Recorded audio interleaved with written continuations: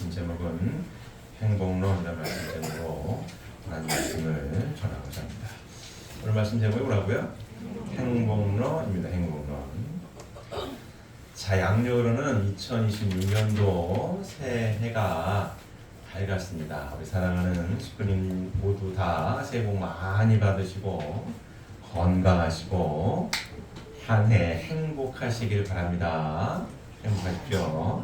자, 올 한 해 우리 사랑하는 식구님들께서 보다 더 행복한 2026년도가 되기를 바라는 마음으로 말씀 제목을 행복론으로 잡았습니다. 이 원리학론 총서에 해당되는 이 말씀입니다. 자, 보시면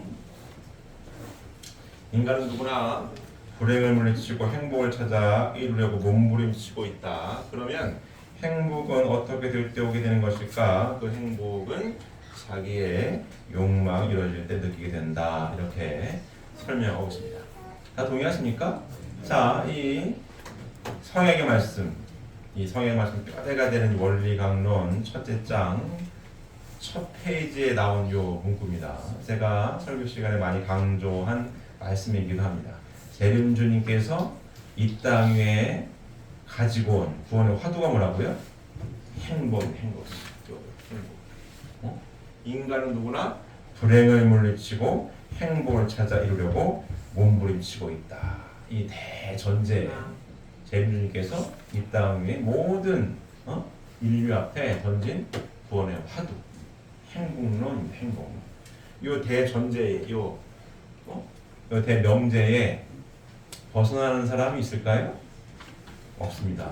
누구나 한 번밖에 없는 인생인데 어떤 삶을 바래요? 행복한 삶을 바란다. 이게 대전제입니다. 재림주님께서 이 땅 위에 구원의 화두로 던진 말씀, 행복. 이 메시아가 구원하러 오시는 분이잖아요. 다들 메시아 구원해 주시는 분을 구원해 주러 오시는 분을 기다립니다. 왜 기다리는 거예요? 구원 받으려고. 구원 받으면 어떤 인생이 될 것 같아서 구원 받으려는 거예요? 행복한 인생이 될 것 같으니까 나를 좀 구원해 주세요. 날 구원해 주시면 내 인생이 좀 행복해질 것 같아요. 이런 느낌이죠. 맞습니까? 교회 오신 분이 이 재능이 던지는 화두가 행복. 뭐 국가, 인종, 뭐 민족을 다 초월해서 행복한 삶을 원하십니까? 이 새 진리 말씀 가운데 행복한 삶이 있습니다. 이 대전제입니다. 여기 딱 전제를 던지셨어요. 그러면 행복은 어떻게 될 때 오게 되는 것이냐? 그 행복은 자기 욕망이 이루어질 때 느끼게 된다. 맞습니까? 배고파요. 식욕. 배고파요. 맛있는 걸 먹으면 행복하죠. 식욕 해결됐으니까. 졸려요. 수면요. 자고 싶어요. 푹 자고 일어났어. 몸이 개운해요. 행복하십니까? 그런 거예요. 오늘 갖고 싶어. 오늘 모아가지고 샀어요. 소유욕. 행복하죠? 그런 얘기입니다. 자, 다음 보시면. 근데 욕망이라고 하면 우리는 흔히 그 본의를 그려서 생각하기 쉽다. 그것은 욕망이 선보다도 악으로 나아가기 쉬운 생활환경 가운데서 우리가 살고 있기 때문이다. 맞습니까? 욕망이라는 단어가 좀 그런 느낌이 있죠. 그 표현을 할 때도 무슨 뭐 영화 제목이나 뭐 소설 제목에 뭐 욕망의 늪 이런 것도 있고 욕망의 화신이 되어 돌아오다 뭐 이런 얘기 있잖아요. 그런 느낌 가운데 있어서 욕망이라는 게 선보다도 악으로 나아가기 쉬운 생활 환경 가운데 살고 있기 때문에 욕망이라는 이 본의의 뜻을 좀 흐려서 안 좋은 느낌이 좀 있지만 안 좋은 건 아니죠. 근데 이런 환경 가운데 있어도 그런 이 생활 환경 가운데 살아가고 있다 이런 설명을 하고 있습니다. 한번 보시면 그러나 인간의 본심은 불의를 맺는 욕망이 자신을 불행으로 이끌어간다는 것을 잘 알고 있기 때문에 악을 지향하는 욕망을 물리치고 선을 추구하는 욕망을 따라 본심이 기뻐하는 행복을 찾으려고 필사적인 노력을 하고 있다라고 설명하고 있습니다.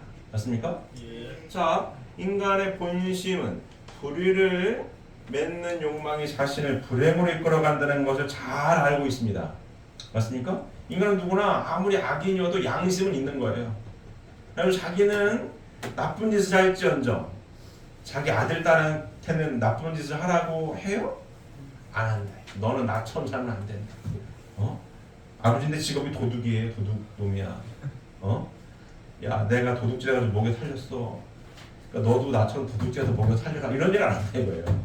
너는 나처럼 하면 안 된다. 왜 그래요? 왜 그래요? 인간의 본심은 불의를 맺는 욕망이 자신을 어떻게 이끌어요? 불행으로 이끌어간다는 것을 잘 알고 있기 때문에 악을 지향하는 욕망을 물리치고 선을 추구하는 욕망을 따라 본심이 기뻐하는 행복을 찾으려고 필사적인 노력을 하고 있다. 이렇게 설명하고 있습니다. 다들 동의하십니까? 자, 다음 보시면 자, 인간의 모순성과 타락 보게 되면 근데 인간에게는 이 선의 욕망을 성취하려는 본심의 지향성과 악의 욕망을 달성하려는 사심의 지향성이 있다. 이 본심과 사심은 동일한 개체 속에서 각기 상반된 목적을 앞세우고 치열한 싸움을 하고 있다. 이것이 인간의 모순성이다. 이렇게 설명하고 있습니다. 맞습니까? 인간이 두 얼굴을 가지고 있어요. 본심과 사심이 있다. 그러니까 인간에 대한 평가도 극명하게 갈립니다. 사람은 굉장히 참 위대한 성인분들도 많아요. 성인 성자. 사람을 표현하는 휴식도 참 위대한 분이라는 얘기도 하고 꽃보다 아름답다는 얘기도 하고 막 그렇게 존경할 만한 인물들도 있습니다. 근데 반대의 경우도 많죠. 사람을 뭐라고 그래요? 이 동물보다 이 개 XX 막 욕하잖아요. 그만큼 못됐다 이거야. 이 짐승보다 못한 이 금수만도 못한 놈아. 그건 뭐예요? 그 사심이 악을 행한 사람이 많아. 남들을 피해주고 피눈을 흘리게 그러니까 막 욕하는 거예요. 똑같은 사람인데, 그죠? 눈, 코, 입 달린 똑같이 달린 사람인데 인간이 이렇게 어떠해요? 본심과 사심을 같이 가지고 있다. 그래서 본심대로 양심대로 살려고 열심히 노력한 사람들은 꽃보다 아름답다라는 표현을 해서 참 존경한다는 표현하고 그 사심이 발달해가지고 나쁜 짓을 많이 한 사람은 예의 XX 같은 금수보다 못한 놈아 막 욕을 한다 이거죠. 인간이 모순됐다. 똑같이 눈, 코, 입 달린 사람인데. 그래서 맹자는 성선설을 주장했습니다. 사람 태어날 때 착하게 태어나는데 환경에 따라 나쁜 놈이 되더라. 이런 거고. 순자는 성학설로 얘기했어요. 사람 원래 나쁘게 태어나는 건데 교육 잘 받은 놈은 착하게 살더라. 이런 겁니다. 요요요. 인간이 두 얼굴을 가지고 있어서 본심과 사심을 한 개체 안에 가지고 있다 이거예요. 그렇기 때문에 사람에 대한 평가가 극명하게 갈리더라. 이 인간의 모순성에 대한 이야기를 하고 있는 겁니다. 자, 그런데 존재하는 것은 무엇이든지 그 자체 내에 모순성을 갖게 될 때는 파멸된다. 따라서 모순성을 가지게 된 인간 자체는 바로 파멸 상태에 놓여 있는 것이다. 그렇죠? 두 얼굴을 가지고 있어. 파멸 상태에 놓여 있는 겁니다.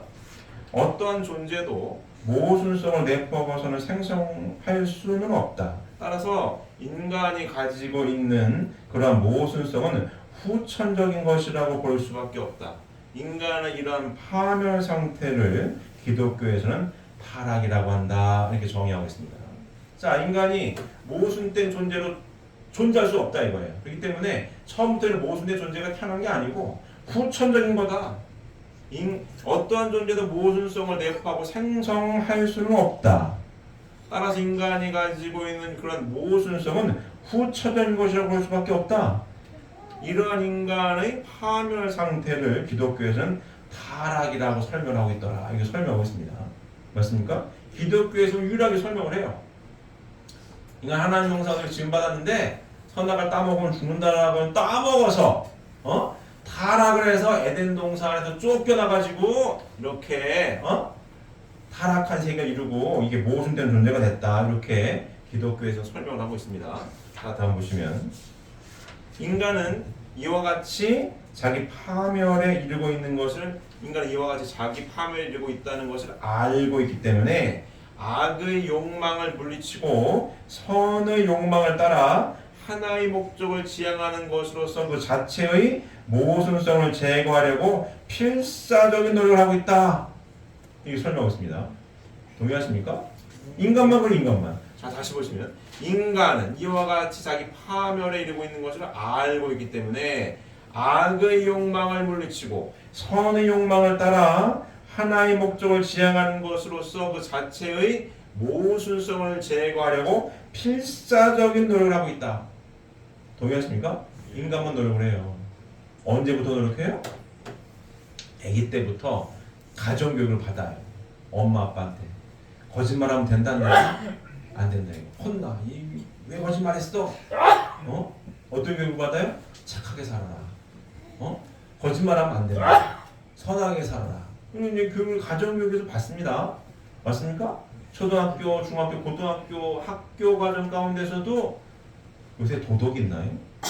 저희 도덕 과목 있었는데 도덕 없나요? 국민윤리 없나요? 그때는 도덕, 국민윤리 다 있었어요. 이렇게 지금도 아마 뭐 이름은 달라졌겠지만 뭐 있겠죠. 그런 게 있다 얘가. 선생님들로부터 어떤 교육 받아요? 쉬운 말로 착하게 살아라. 그죠? 선생님 학교 가가지고 선생님이 나쁘게 살아라고 가르치는 선생님 있어요? 그런 거 없습니다. 그러면 안 돼. 야, 착하게 살아야 돼. 인간만 교육을 받네. 왜? 인간은 이와 같이 자기 파멸에 이르고 있는 것을 알고 있기 때문에 악의 욕망을 물리치고 선의 욕망을 따라 하나의 목적을 지향하는 것으로서 그 자체의 모순성을 제거하려고 필사적인 노력을 하고 있는 거예요. 인간만 어렸을 때부터 교육을 받아. 어떤 교육을 받아요? 쉬운 말로 선하게 살아라. 악하게 살면 안 된다. 착하게 살아야 돼. 맞습니까? 인간만 계속 교육을 받아요. 동물들은 이런 교육이 없습니다. 그냥 본능대로 사는 거예요. 배고파? 잡아먹어. 졸려? 자. 교육받는 게 없어요. 근데 어때요? 만물은 아까 기독교에서 정의한 그 내용을 근거로 하면 타락을 안 했습니다. 타락하지 않았기 때문에 만물은 쉬운 말로 자연스러운 거예요. 자연스럽게 굴러가. 자연법에다 잘 굴러갑니다. 그래서 이 타락한 인간이어도 심신이 지쳤어요. 피곤해. 어디로 가요? 자연으로 들어갑니다. 산으로 가든 산으로 바다로 가든 가가지고 뭐예요? 쉬운 말로 힐링을 해. 왜 힐링을 해요? 거기는 어때요? 쉬운 말로 자연스러워. 물 흐르듯이 자연스럽기 때문에 편안한 겁니다. 근데 만물은 필사적인 노력을 해야 하네요? 그런 게 없어요. 배고프면 잡아먹고 졸리면 자는 거예요. 왜? 타락을 안 했거든. 모순된 존재가 아니거든. 그렇기 때문에 배고프면 잡아먹고 졸리면 자더라도 자연스러운 거지. 자연스러워. 인간은 타락을 해가지고 어렸을 때부터 착하게 살라고 교육을 받아도 어때요? 잘 안 돼. 자연스럽지가 않아. 피곤해. 스트레스 받아. 지옥 같은 세상 같아. 쉬러 간대. 자연스럽게. 자연 타락을 안 해가지고 배고프면 잡아먹고 졸리면 자도 어때요? 자연스럽게 굴러간다. 왜?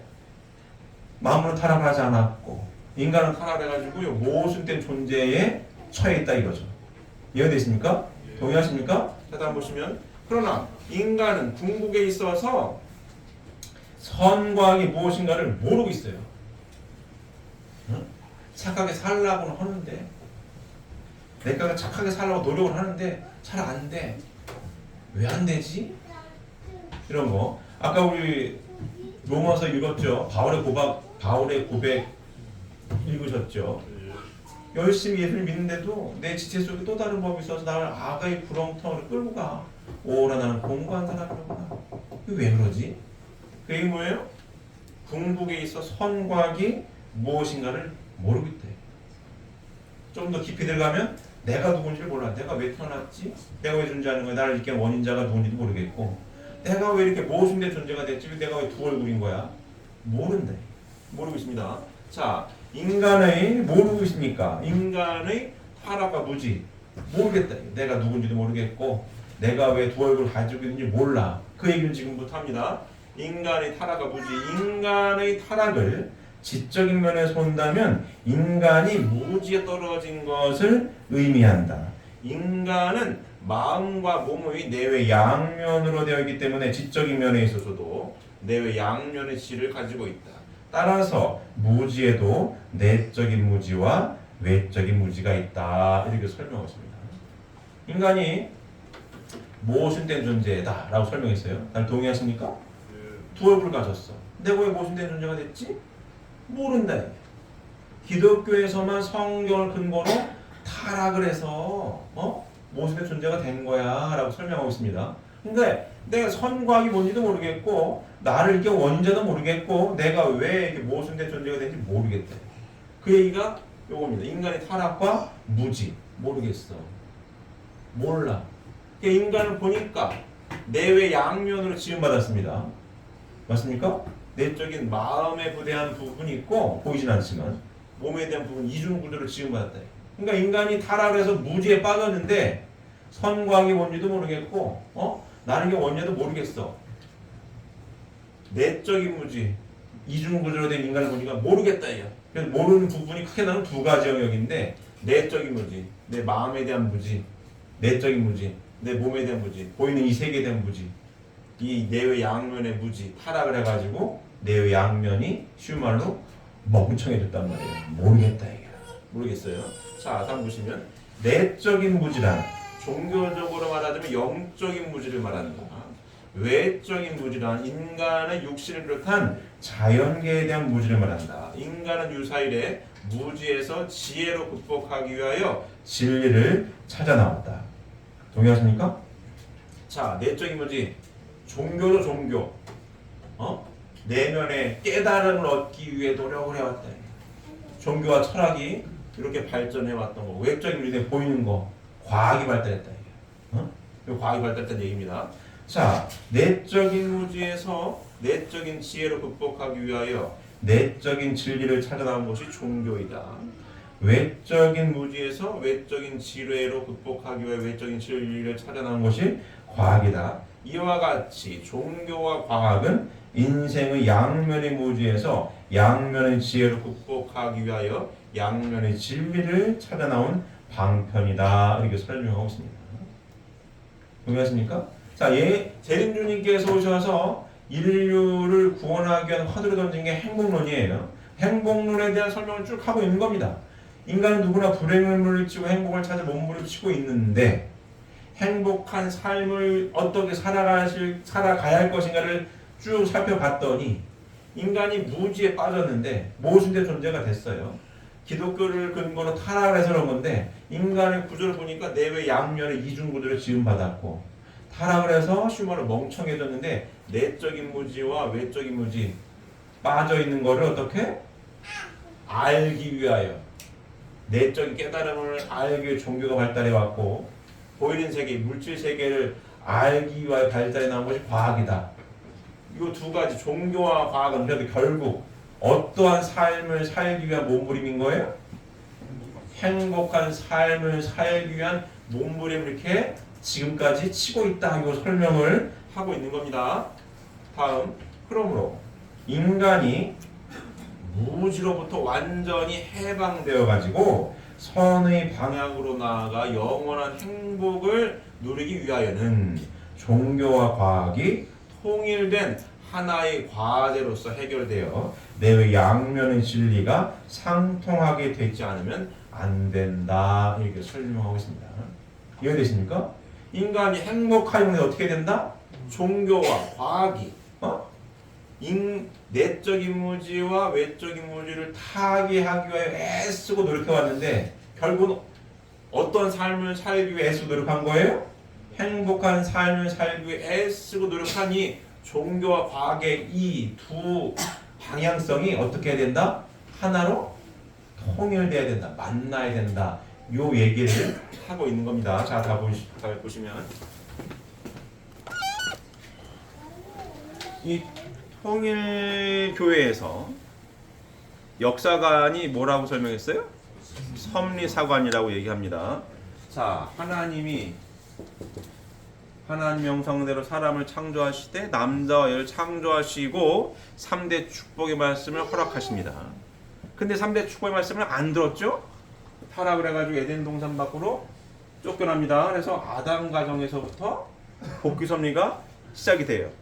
자, 복귀 섭리가 뭐라고요? 하나님의 창조 목적을 다시 찾아 세우기 위해서 재창조했습니다. 맞습니다. 그래서 아담 가정에서부터 노아, 그다음 누구예요? 아브라함, 그 다음에 모세, 그 다음에 예수님, 그 다음에 대림님 이렇게 갑니다. 그래서 결국 하나님 품으로 돌아가기 위한 복귀 섭리입니다. 그래서 통일가의 식구들이 바라보는 인류 역사의 이 역사관은 뭐다? 섭리사관이다. 하나님의 창조로 이 모든 인류가 시작이 되었고 피조물 세계가 근데 타락을 해가지고 하나님으로 다시 돌아가는 복귀 섭리가 진행 중이다. 이렇게 설명을 하고 있습니다. 맞습니까? 이 복귀 섭리 가운데 있어서 이 얘기를 하는 거예요. 인간이 무지로부터 완전히 해방되어 가지고 선의 방향으로 나아가 영원한 행복을 누리기 위하여는 종교와 과학이 통일된 하나의 과제로서 해결되어 내외 양면의 진리가 상통하게 되지 않으면 안 된다 설명하고 있습니다. 인류가 하나님 앞으로 다시 돌아가기 위한 복귀 섭리인데 이 복귀 섭리 가운데에 무지에 빠진 인류 지음받은 게 이렇게 마음과 몸으로 지음받아가지고 여긴 종교로 발달했고 여긴 과학으로 발달했는데 결국은 어떻게 된다? 만나야 된다. 만나야 이 만나는 지점이 종교와 과학이 무지에 빠져서 다시 하나님 앞으로 나아가기 위한 노정인데 결국은 종교도 어딜 찾아가는 길이에요? 하나님을 찾아가는 길이고 과학도 결국 누굴 찾아가는 길이더라? 하나님을 찾아가는 길이더라. 종교와 과학은 상충돼가지고 이렇게 있었는데 재림주님께서 가지고 오신 새 진리의 말씀을 보면 무지에 빠진 인간이 행복한 삶을 살기 위해 애쓰고 노력했었던 두 가지의 방향, 내적인 무지를 타개하기 위한 종교와 외적인 무지를 타개하기 위한 과학은 결국은 하나님을 찾아가는 섭리더라. 그래서 종교와 과학은 어떻게 해야 된다? 만나야 된다. 그래야 인간이 어떤 삶을 살 수 있더라? 행복한 삶을 살 수가 있더라. 요 이야기를 하고 있는 겁니다. 맞습니까? 자, 이해를 하고 있는 거예요. 그러면 종교와 과학이 어떻게 만날 것이냐? 어떻게 만날 것이냐? 자, 원리강론의 이 목차를 쭉 보게 되면 행복론으로 하시고 화두를 던져요. 응? 인간이 모순된 존재가 돼서 이렇게 하나님으로 돌아가기 위해 내외 양면의 무지를 깨우치기 위해 새 진리가 나와야 되고 만나야 된다라고 쫙 설명을 해요. 이때 쭉 가시면 나오겠지만. 그리고 첫째 장 나온 게 뭐예요? 이건 총서고. 첫째 장이 뭐예요? 하나님의 창조 원리인데 창조 원리의 첫째 장이 하나님의 이성성상인 거예요. 이 지점에서 종교와 과학이 만나게 됩니다. 하나님의 이성성상. 제가 자꾸 얘기하는 거 하나님의 이성성상 뭐예요? 성상과 형상, 양성과 음성의 이성성상의 중화적 부처에 계시는 분 이렇게 딱 설명합니다. 이 지점에서 최신 물리학이 만나는 빅뱅이 만나는 거예요. 그 지점에서 이성성상 하나님 이렇게 표현했습니다. 이렇게 전기가 됐다. 동양 철학에 사는 얘기랑 똑같죠? 빅뱅도 작은 점에서 빵 터져가지고 이렇게 우주가 진행되고 있습니다. 네 가지 힘이 같이 있었다고 그랬죠? 양력, 강력, 전자기력, 중력이 한 점에 있어갔다가 빵 터져가지고 지금까지 빅뱅 이후에 추가로 에너지가 투입된 게 있어요? 없어요? 없어요. 그냥 쭉 가는 거야. 그러면서 별도 생기고 달도 생기고 우리 인간도 있는 거예요. 존재하게 됐다고. 요 지점. 창세기 1장 3절 보게 되면 하나님 빛이 있으라. 빛이 있는 거예요. 빛이 있으라나 빅뱅이나 똑같은 얘기입니다. 존재를 해. 어떻게 존재해요? 관계를 맺으면서 존재해. 양성자 주위를 전자가 돌아. 관계하면서 존재하게 돼 있다는 얘기예요. 그 물리학이 발달하면 발달할수록 이런 얘기를 많이 해요. 이 시뮬레이션 우주라는 얘기를 표현합니다. 이거 무슨 게임 같다 이거야. 우주가 작동되는 원리가 게임 같다는 얘기를 자꾸 하는 거예요. 왜 그러냐? 자, 우주에는 네 가지 변하지 않는 게 있어요. 첫 번째가 속도입니다. 속도. 우리 제일 빠른 게 뭐예요? 빛이에요. 빛의 속도에 한계가 있어. 빛보다 더 빨리 갈 수는 없어요. 속도의 한계. 두 번째 밀도의 한계가 있습니다. 밀도가 압축된 게 뭐예요? 뭐예요? 블랙홀이에요. 더 이상 압축이 안 돼. 밀도하겠습니다. 세 번째, 에너지의 흐름이 디지털처럼 움직여요. 아날로그처럼 연속적으로 움직이지 않습니다. 이게 픽셀인데, 여기랑 여기랑 간격이 아무리 좁아도 있는 거예요. 픽셀이 촘촘해지면 촘촘해질수록 더 자세하게 보이겠지만 요 사이는 떨어져 있는 겁니다. 양자역학이 발달하면서 봤더니 에너지가 이렇게 가는 게 아니에요. 점프를 해. 이런 식으로 점프 이렇게 가는 거예요. 촘촘해서 안 보이는 것 뿐이지만 디지털처럼 움직입니다. 이렇게 점프로 이렇게 불연속적인 거예요. 아날로그처럼 쭉 가는 게 아닙니다. 네 번째, 최적화랍니다. 관측되기 전에는 존재하는 게 없어요. 관측되는 순간 있는 겁니다. 관측이 되지 않으면 없는 거야. 굉장히 신기한 거예요. 이게 무슨 마법 같은 얘기를 하고 있는 겁니다. 봐, 있어. 안 봐, 없는 겁니다. 관측이 되면 있는 거예요. 말도 안 되는 소리 하지 말았는데 자꾸 그런 일이 벌어져요. 이런 거 이제 이중슬리 실험이라고 있습니다. 이런 거 구멍을 2개 뚫어놔. 빛을 쏴요. 이렇게. 빛은 파동이면서도 입자로 돼 있는 거예요. 말이 안 되는 거잖아요. 파동이면 파동이고 입자면 입자인 건데 빛은 관측을 안 하면 파동인 거고 관측을 하면 입자로 갑니다. 여기 쐈어요. 광자로 쐈어. 관측을 안 해. 그러면 두 군데를 통과해가지고 여기에 물결 모양이 보여요. 이중슬. 그건 파동이라는 거예요. 근데 여기다 관측을 하려고 딱 카메라 같은 거 달아놓잖아요. 그럼 그때부터 입자로 움직여. 그럼 처음에는 빛만 그런가 보다 그랬어요. 예외인가 그랬어요. 근데 과학이 발달하면서 분자 단위를 만들어져요. 분자. 플로렌인가 뭔가 분자, 큰 분자야. 분자도 쏘았거든요, 이게. 근데 분자는 분명히 파동이 아니잖아요. 분자 단위가 있는 거예요. 근데 관찰하면 여기도 파동이야. 입자가 아닌 파동으로 존재합니다. 신기한 일이 자꾸 벌어지는 거예요. 관측하기 전에는 존재하지 않습니다. 그런데 물리학자들이 밝히는 이야기예요. 그럼 사람도 빛의 속도로 이걸 쏠 수만 있으면 사람도 두 군데 동시에 통과하게 된다는 얘기를 하는 거예요. 이게 왜 최적화 얘기하냐면 게임이 그래요. 전 게임을 잘 안 하지만 게임이 플레이어 기준이에요. 내가 총을 들고 적진을 쳐들어가. 그럼 여기를 보잖아요. 여기는 뭐 나쁜 놈들이 있고 적군도 있고 뭐 비행기도 댕겨요. 근데 여기는 안 보잖아요. 여기는 없는 거예요. 여기를 돌리는 순간 업적이 나타나. 리소스의 한계가 있는 겁니다. 게임을 개발하는 사람들이 얘기하는 거예요. 게임을 해서 최적화시키는 게 여기에 다 한계가 있는 거야. 리소스에 속도의 한계가 있고 밀도의 한계가 있고 에너지도 디지털로 움직이고. 그래서 재료가 한정되어 있기 때문에 최적화할 수밖에 없다. 게임 만드는 사람이 그런 거예요. 아무리 용량 큰 컴퓨터를 가지고 게임을 만들어도 한계가 있는 거기 때문에 어떻게 해요? 관찰자 입장 일리 갈 때 여기만 보여. 여기 동굴이 있다고 그래. 근데 내가 여기만 보자 동굴에 아무것도 없는 거예요. 이게 보여. 동굴에 들어가면 그때부터 동굴에서 뭐가 나와. 괴물도 튀어나오고. 근데 여기를 보자. 여기는 없어지는 거야. 왜? 재료가 한정됐기 때문에 보는 사람에 따라서만 뭐가 나타나. 이게 게임을 최적화시킨다고 얘기한 거예요. 근데 우주가 이렇게 돌아가요. 근데 물리학자들이 하는 얘기예요. 제가 얘기를 왜 장황하게 합니까? 왜 장황하게 해요? 우주에 뭐가 있더라? 시작점이 있더라.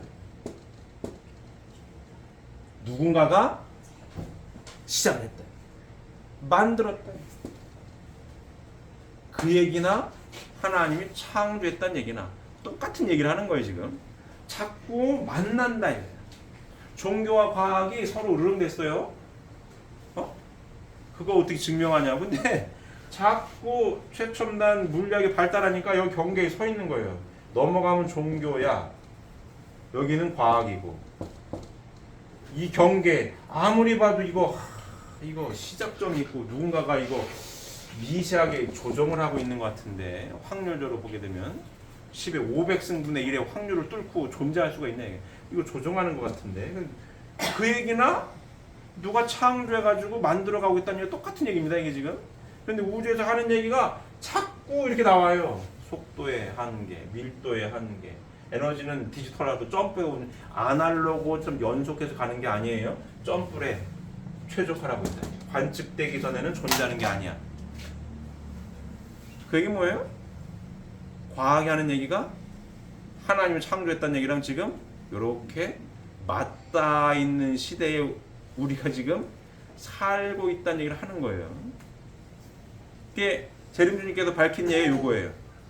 종교와 과학은 만나야 되는 거야. 왜? 결국은 행복한 인생을 살아가는 데 있어서 인간이 타락을 해가지고 무지에 빠진 걸 다시 내적인 무지를 발달시킨 건 종교고 외적인 무지를 발달시킨 건 과학인데 결국은 누굴 만나러 가는 길이어서 하나님을 만나는 길이니까 결국은 만나게 돼 있어. 만나야 인간의 내외 양면의 행복을 이루어서 완벽하게 행복한 인생을 살아갈 수가 있는 거야. 그 얘기를 지금 재림님께서 쭉 하시는 거예요. 이해가 되십니까? 예. 그래가는 거야. 그래서 하나님에 대한 이야기, 하나님의 이성성상에 대한 이야기, 그 지점이 지금 저 빅뱅과 만나게 돼 있는 거고, 창조를 보게 되면 정분합작용 있어요. 거기 수작용 있어요. 다 그 얘기, 관계 맺는 거, 주고받으면서 존재할 수 있다.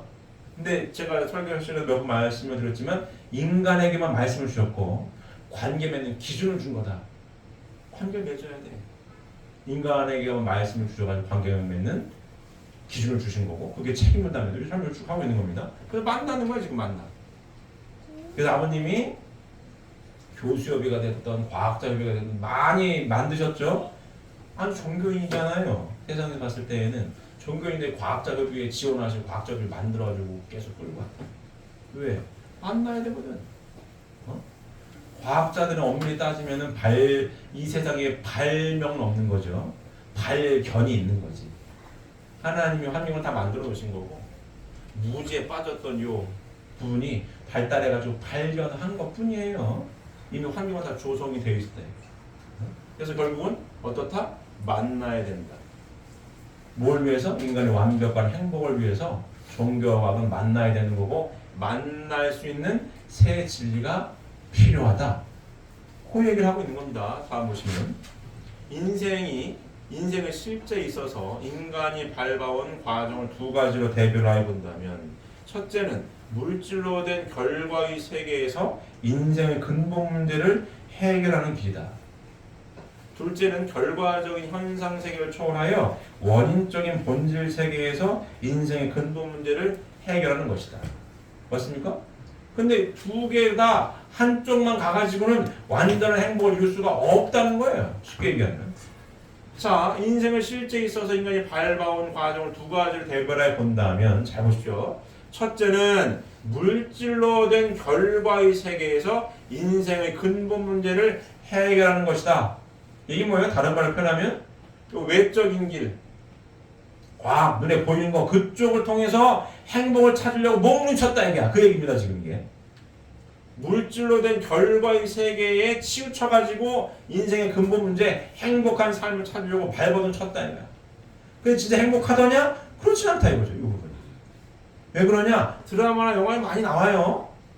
돈이 많아. 권력을 줬어. 행복해? 근데 드라마나 영화에 그런 게 아니거든. 몇 년 전에 제가 얘기도 한번 말씀을 드렸어요. 몇 년 전에 넥슨이라는 게임 회사 대표가 있습니다. 김정준과의 이름이. 그 사람 자살을 했어요. 그 당시 재산이 얼마냐? 11조야, 11조. 그 당시 자산이 11조에 몇 년 전 얘기입니다. 자살을 했어. 물질로 된 결과의 세계로 봤을 때는 11조 어마어마한 돈이에요. 1조만 돼도 어마어마한 돈인데 그 당시 11조. 왜 죽냐고. 행복하면 죽었겠어요? 잘 살아야지. 행복하지 않은 거죠.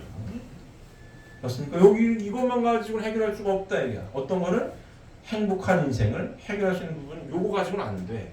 반쪽인 거죠. 자, 둘째, 결과적인 현성 세계를 초월하여 원인적인 본질 세계에서 인생의 근본 문제를 해결하는 것이다. 종교에 치우친 사람들.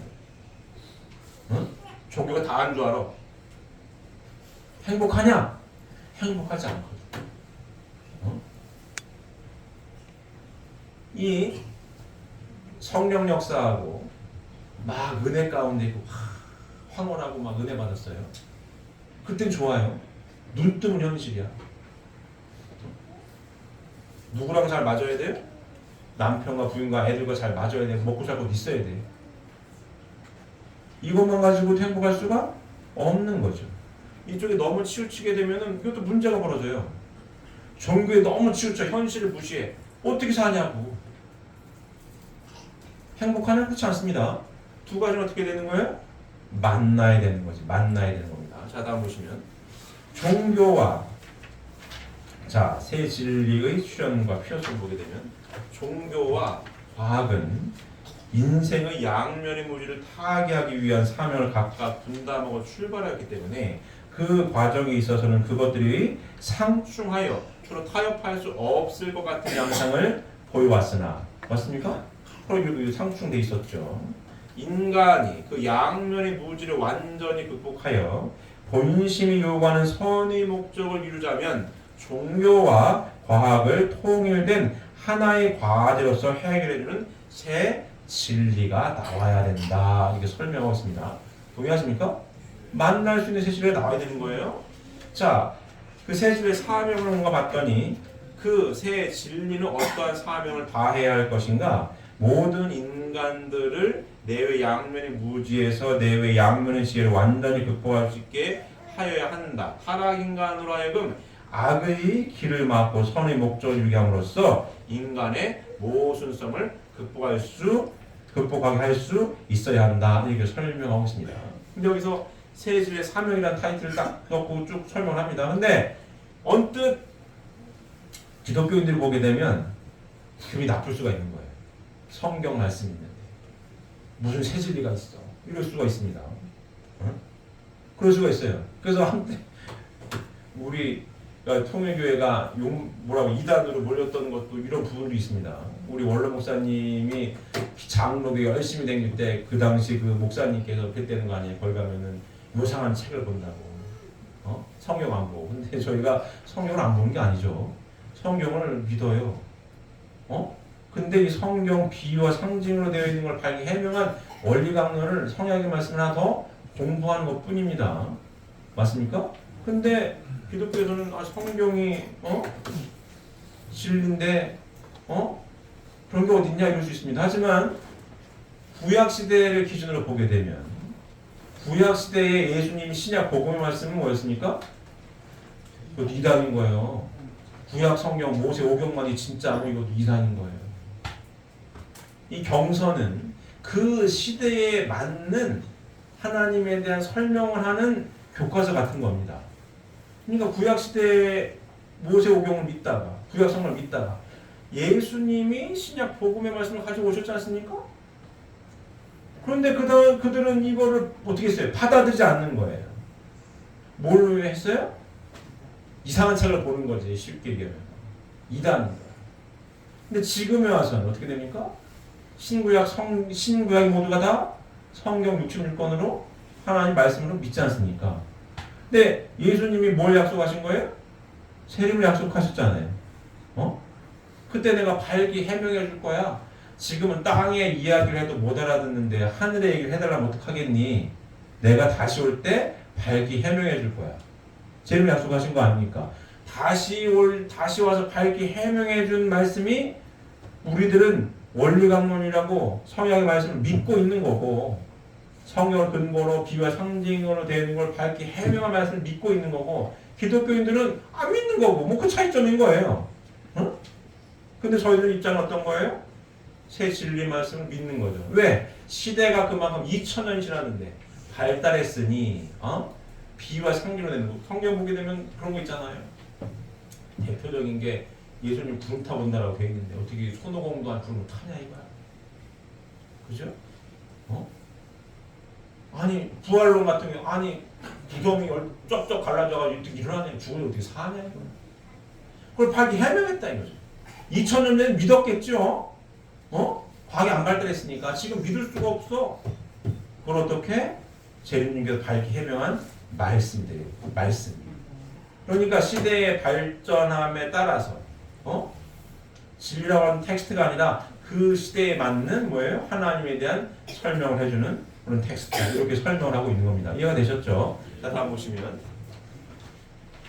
또 이 세 진리의 사명은 하나님의 실제성과 창조의 심정을 비롯하여 타락 인간을 구원해 나오신 애달픈 심정을 알려줄 수 있어야 한다. 또 하나님의 구원 섭리가 완전히 이루어지려면 이 세 진리가 민주주의 세계에서 주창해온 유심론을 새로운 차원으로 승화시켜 유물론을 흡수함으로써 온 인류를 새 세계로 옮길 수 있어야 한다. 이렇게 설명했습니다. 동의하십니까? 자, 이거 굉장히 중요한 말씀인 거예요.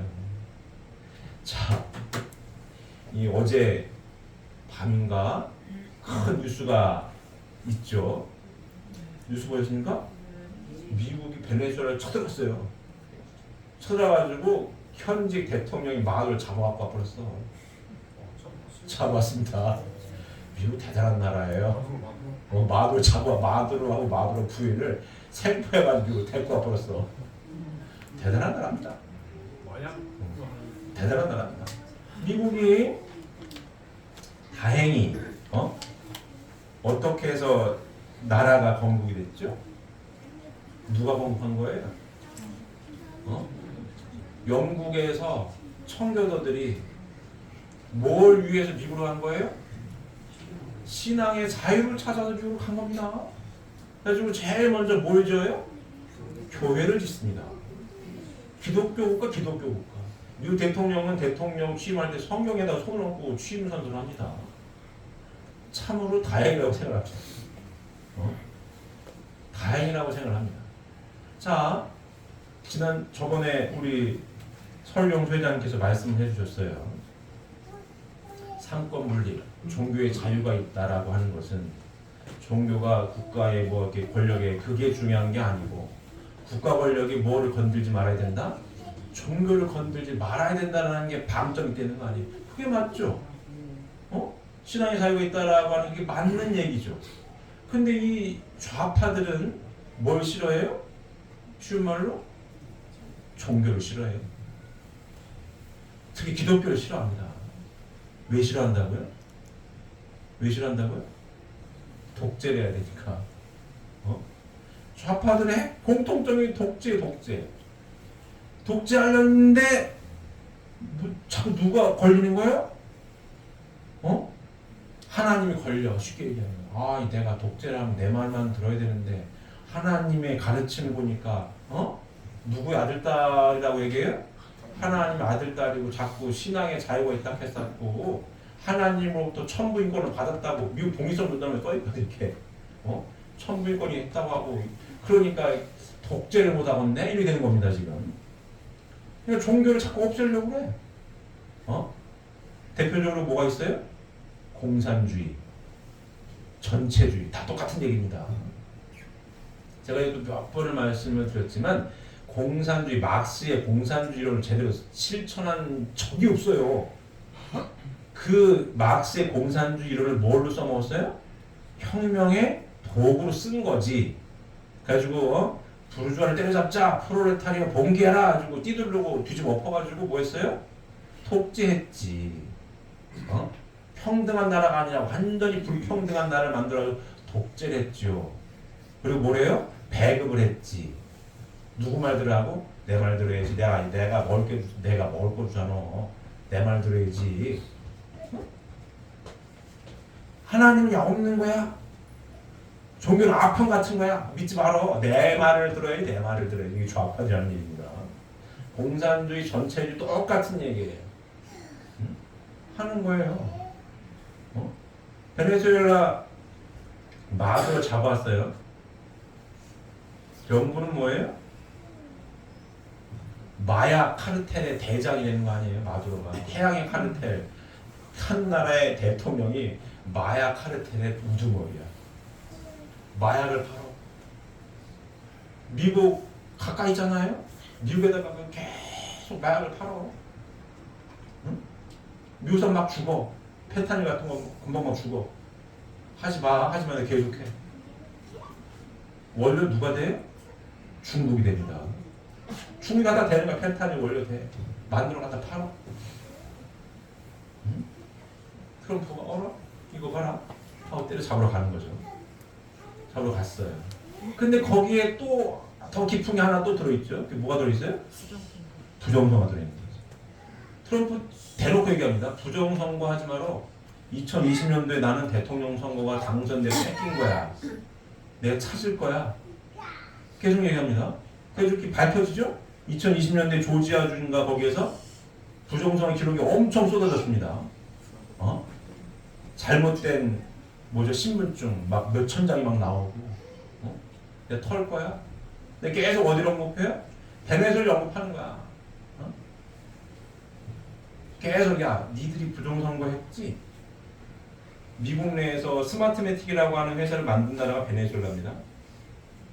전자개표기 만든 게 베네수엘라 스마트매틱을 만들어가지고 이게 뿌렸거든요. 미국 전자개표기 스마트매틱에서 다 주변을 했어요. 계속 그랬어? 기다려? 간 거죠. 표면적으로는 마약 카르텔을 때려잡으러 가는 거고, 야 미국 국민들 다 니들이 많이 죽였잖아. 하지 말라고 또 했어? 하고 잡으러 간 거고. 근데 안에 뭐가 더 있어요? 부정선거 때려잡으러 가는 겁니다. 이거.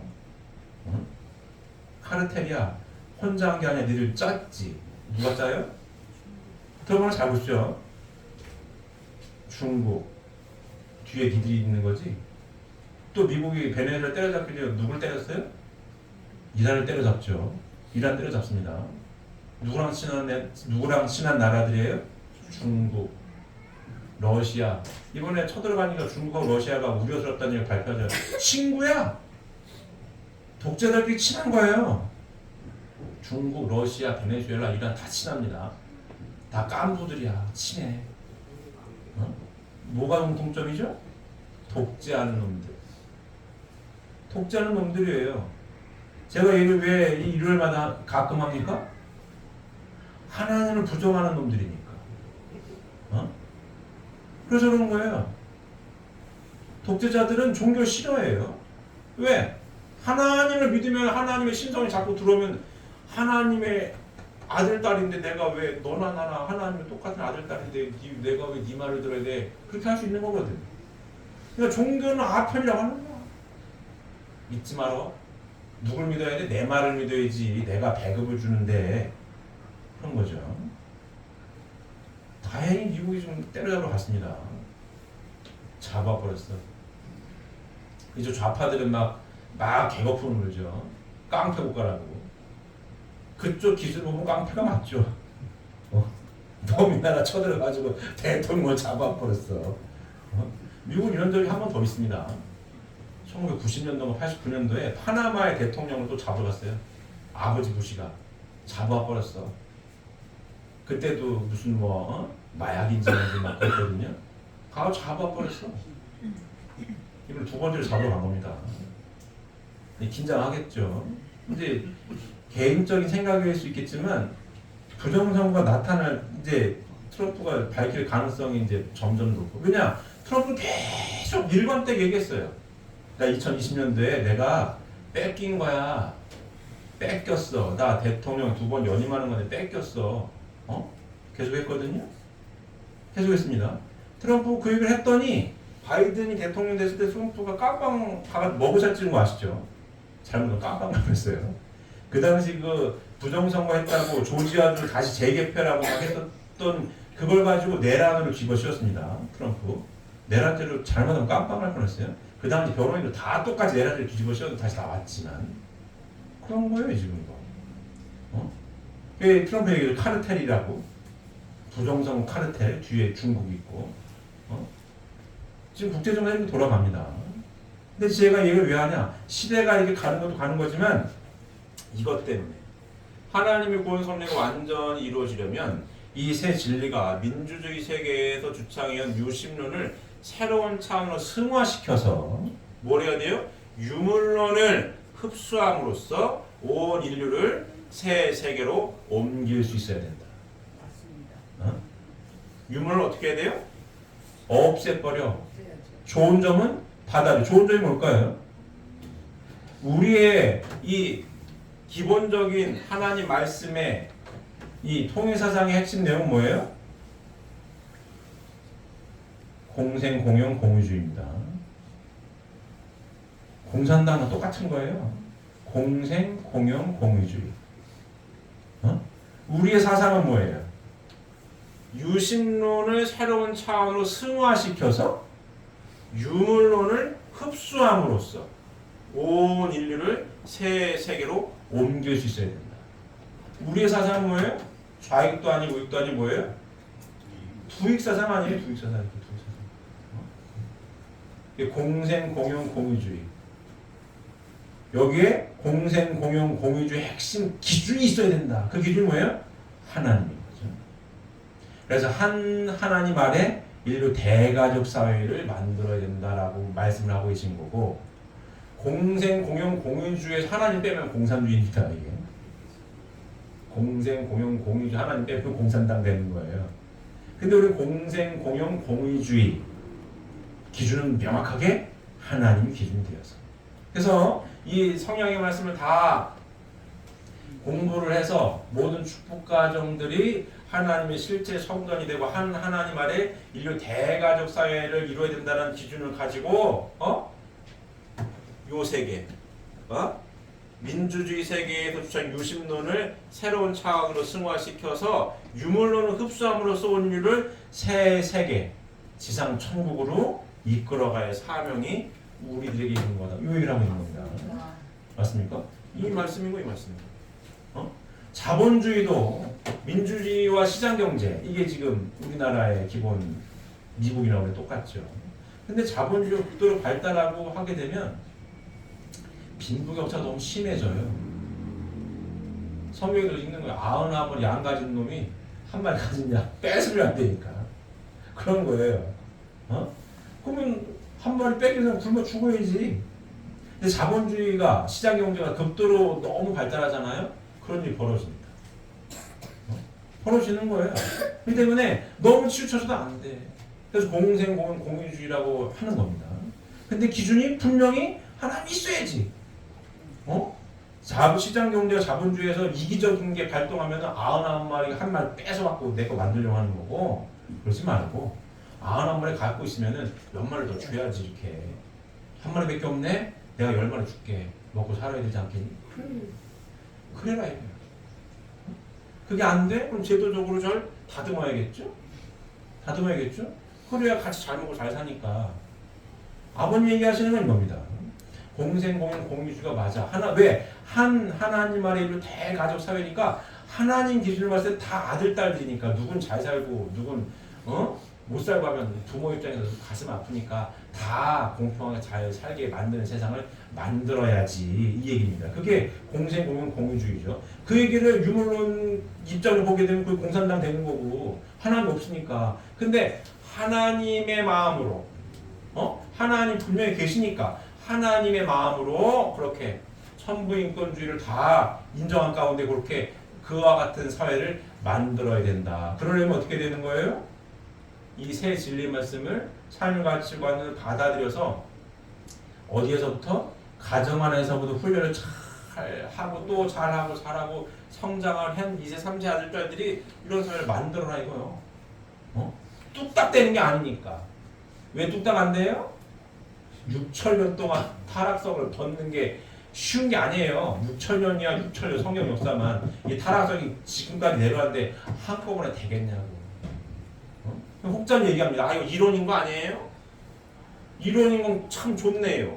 하지만 현실 사회에도 참 쉽지 않은 건데요. 맞죠? 쉽진 않아요. 하지만 옳은 진리의 말씀이기 때문에 해야 되는 거죠. 안 되면 언제까지? 될 때까지 끊임없이 노력하는 거예요. 하나님께 바라시는 삶이니까 그럴 때에 어떻다?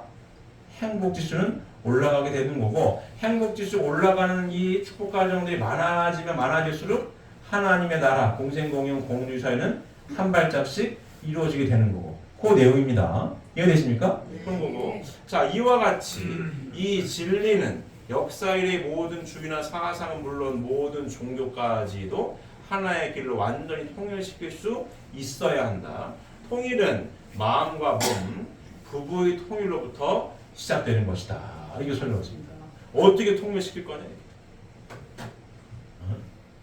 잘 보세요. 제가 항상 드린 말씀이지만 이와 같이 진리는 역사일의 모든 주의나 사상은 물론 모든 종교까지도 하나의 길로 완전히 통일시킬 수 있어야 된다. 이 가능한 얘기입니까? 가능하겠어요? 굉장히 힘든 얘기예요. 이거 어려운 겁니다. 이거 이 진리는 역사의 모든 주의나 사상은 물론 모든 종교까지도 하나의 길로 완전히 통일시킬 수 있어야 된다. 쉬운 일이 아니에요. 제가 항상 말씀드리죠. 개똥 철학도 맞다고 빡빡하면 방법이 없는 거야. 맞대는 도 털 거야. 믿게 때는 도 털 거야.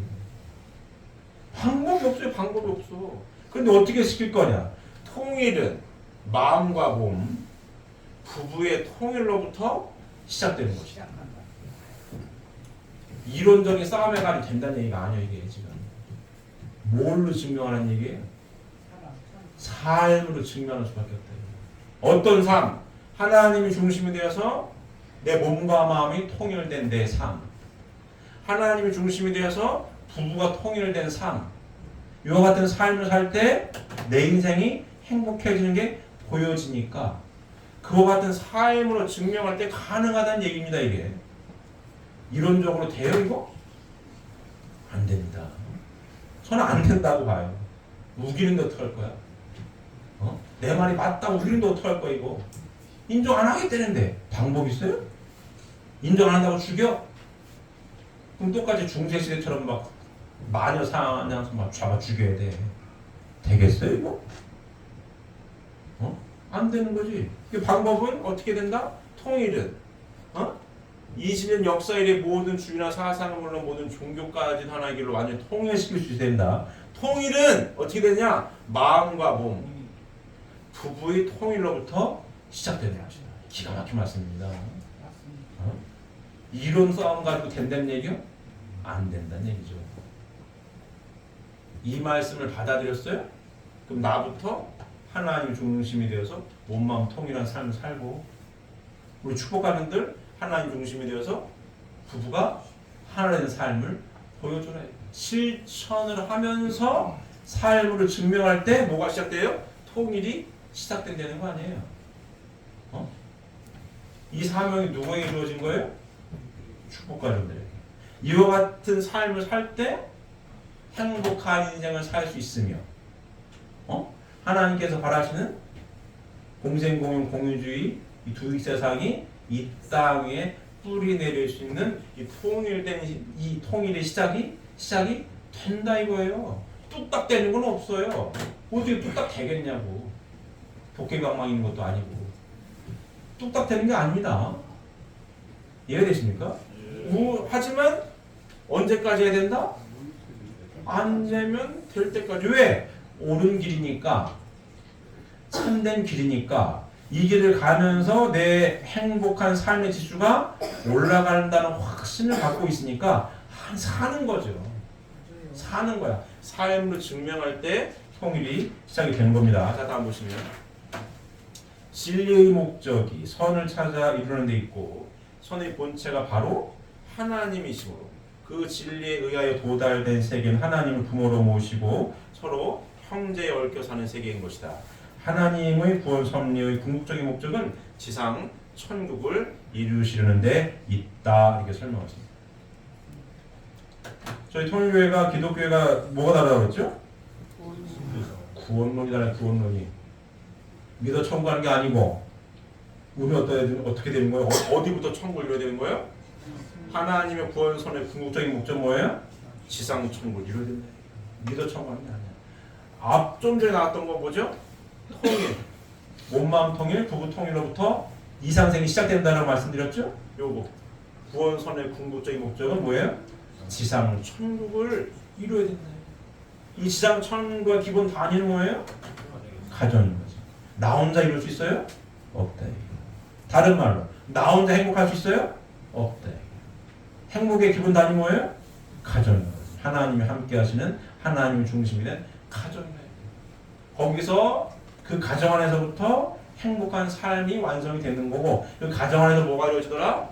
구원이 이루어지는 거고, 가정 안에서 지상 천국이 시작이 되는 거다. 이 말씀을 하고 있는 겁니다. 이해되십니까? 자, 다음 보시면 새 진리는 타락 인간을 그 창조본연의 인간으로 돌아가게 하기 위하여 하나님이 인간을 비롯한 피조 세계를 창조하신 목적을 가르쳐 줌으로써 복귀 과정에 있는 타락 인간의 궁극적인 목적이 무엇인가를 알게 해야 된다. 이렇게 설명했습니다.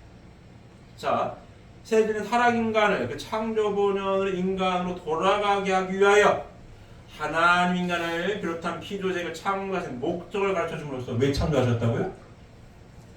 창조하신 목적이 뭐예요? 기쁨을 누리시고자. 그 기쁨의 주인공이 누구라고요? 인간. 인간이 어떻게 살 때 기쁘신 거예요? 행복하게 살 때. 그러니까 어디에서 이루어야 돼? 지상 천국을 이루어야 된다는 얘기를 한 겁니다. 복귀 과정에는 타락 인간의 궁극적인 목적이 무엇이냐? 지상 천국을 이루어야 된다는 얘기죠. 그러면 어떻게 살아야 돼요? 우리가 행복하게 살아야지. 이 신앙생활 이유와 목적이 뭐예요? 행복하게 살려고.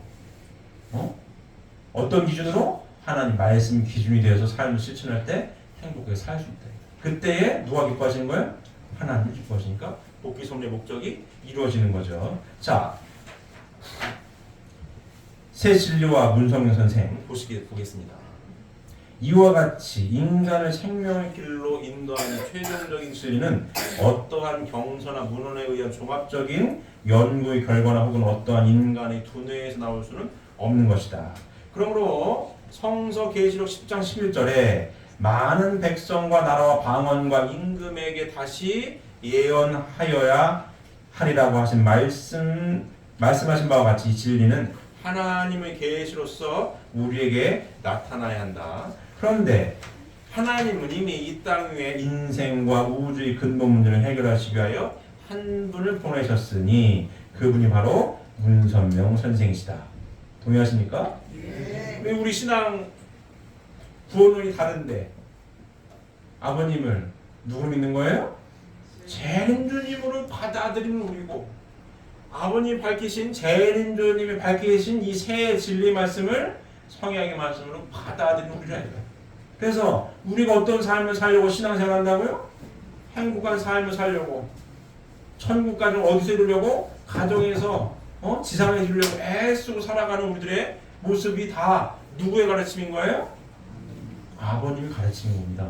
자, 다음 보시면 선생은 혈혈단신으로 영계와 육계의 억만사탕하사 승리하셨다. 예수님을 비롯한 낙원의 수많은 성현들과 자유를 접촉하시며 하나님과 은밀히 영교하시는 가운데서 모든 철륜의 비밀을 밝혀내셨다. 이거 맞습니까? 그런 거예요. 잘 됐어요. 응? 하나님이 어떠한 분들이 계시는지, 하나님이 성성하는 왜 창조에는 창조 목적, 근데 타락은 뭔지, 타락이 이래서 타락이 됐고, 그럼 복귀를 어떻게 해야 되는 건지 이걸 다 말씀을 하나님께까지 성경 66권을 근거로 해서 다 설명하셨어요. 하나님이 어떠한 분이 계시며 창조 왜 하셨고 타락은 뭐고 복귀는 어떻게 이렇게 해야 되는 거다 다 말씀하셨다.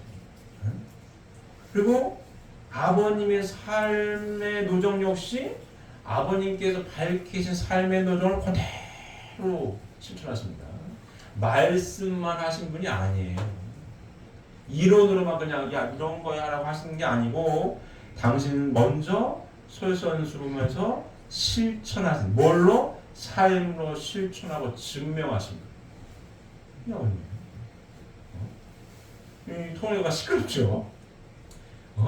본질은 여기에 있는데 아버님이 재림주님으로 오셨고 아버님이 밝히신 이 성약의 말씀을 조명을 해야 되는 거고 아버님의 위대한 선미적인 삶을 조명해야 되는 거거든요.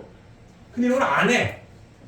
이걸 안 하면 엉뚱한 얘기를 자꾸 하는 거예요. 물론 엉뚱한 얘기를 하게 한 그렇게 만든 것도 잘못이죠. 본질을 드러내고 본질을 더 밝혀야 되는 건데 엉뚱한 일 해가지고 엉뚱한 걸로 좀 더 터지니 참 가슴 아프죠? 축복까지는 가슴 아픈 거예요. 저번에 하나님 축복할 때 막 물컹 하잖아요. 젊은 청춘을 다 바쳐서 재림님을 영접해가지고 가르침을 실천하고 설파하셨는데 평생을 이 TV에 떠드는 것 때문에 이 엉뚱하게 매도당하는 거 얼마나 가슴 아프시겠습니까? 어르신들 1세대 어르신들 얼마나 가슴 아픈 일이에요 이게 지금. 본질이 이건데 아버님의 가르침과 아버님이 삶으로 보여주신 그걸 보고 따라하려고 애쓰고 노력했는데 젊은 청춘을 다 바쳐서 평생을 그냥 엉뚱하게 떠들어도 얼마나 이 가슴 아픈 일입니까? 반성해야지. 다시는 이런 실수를 하지 말자. 본질을 잃어버리면 이렇게 되는 겁니다. 재림주님은 섭리지. 재림주님이 밝힌 말씀을 드러내고 실천해야지. 이 본질에서 벗어나면 엉뚱하게 터지는 거 아니에요? 맞습니까? 예. 이 성장하는 이 세상 잘 들어야 되는 거예요 이게. 여러분들의 정체성은 뿌리가 여기입니다. 재림주님으로부터 오는 거고 재림주님으로부터 밝힌 말씀 가운데 여러분들이 있는 거예요. 이 위대한 말씀을 잘 받아들이고 깨닫고 실천하고 본받아야 되는 거예요. 그리고 다시 이 본질로 돌아가서 다시 아버님을 재림주님을 밝혀야 되는 사명이 우리들한테 남아있는 숙제입니다. 이거 숙제야. 거짓은 참을 이길 수가 없습니다. 참은 지금 묻혀있을지언정 언젠가 드러나게 되어 있는 거예요. 안 바뀌어. 순금이 왜 귀한 거예요? 변해 안 변해요? 안 변하거든. 흙은 묻을 수 있어요. 하지만 닦으려면 흙은 없어지는 거예요. 금은 금인 거예요. 그래 값어치가 있는 거죠. 제발 맞습니까? 아버님의 삶을 증명해야 되는 거야. 증명해야 됩니다. 아버님의 가르침을 가슴 깊이 새기고 삶을 통해 실천하고 그 같은 삶을 실천할 때 오늘 말씀 제목처럼 우리의 삶은 어떻게 된다는 거예요? 행복해진다는 거 아니에요. 그 삶으로 증명해라 얘기야. 그 안에서부터 뭐가 이루어져요? 통일이 이루어지는 거니까 이론으로 되는 게 아니고 삶으로 증명할 때 그래 우리 아주 기가 막힌 타이틀을 주신 거 아니에요? 종족적 메시아라는 타이틀을 주신 거 아니에요? 인류 전체의 메시아 우리 종족들의 메시아로서 보여주라는 거야. 보여줘. 말씀을 잘 배워서 배운 말씀대로 가정 안에서 실천해서 진리 말씀이 맞다라고 하는 것을 행복한 삶으로 행복지수 올라가는 것을 통해서 삶으로 증명을 하고 이 증명하면서 많은 종족들을 어떻게 행복한 인생으로 인도해서 이렇게 살아야겠구나. 이와 같은 삶이 확대가 될 때에 하나님께서 바라시는 지상천국은 하나씩 이루어지는 겁니다. 맞습니까? 지치지 말고 안 되면 될 때까지 100m 전력 달리고 확 뛰는 게 아닙니다. 우리가 가는 길은 마라톤이지. 마라톤이와 100m를 전력 달리기 하는 건 아니잖아요. 왜? 100m 전력 달리기 해서 될 일이 아니거든. 인생을 어떻게 100m 전력 달리기 합니까? 평생 가는 길을 마라톤 뛰듯이 지치지 말고 말씀이 삶의 기준이 되어서 가정 안에서 끊임없이 실천하고 천국사의 훈련 장소가 어디라고요? 가정 안에서 훈련을 거듭해가며 깨닫고 실천해서 2026년도에는 보다 더 행복한 2025년도보다는 행복 점수가 더 올라가는 그래서 하나님의 기쁨과 영광만을 돌려드리는 또 아버님을 참고님을 증명하는 삶으로 증명하는 2026년 한 해가 되는 우리 사랑하는 영화동시 식구님들 모두가 되시기를 바랍니다. 기도드리겠습니다.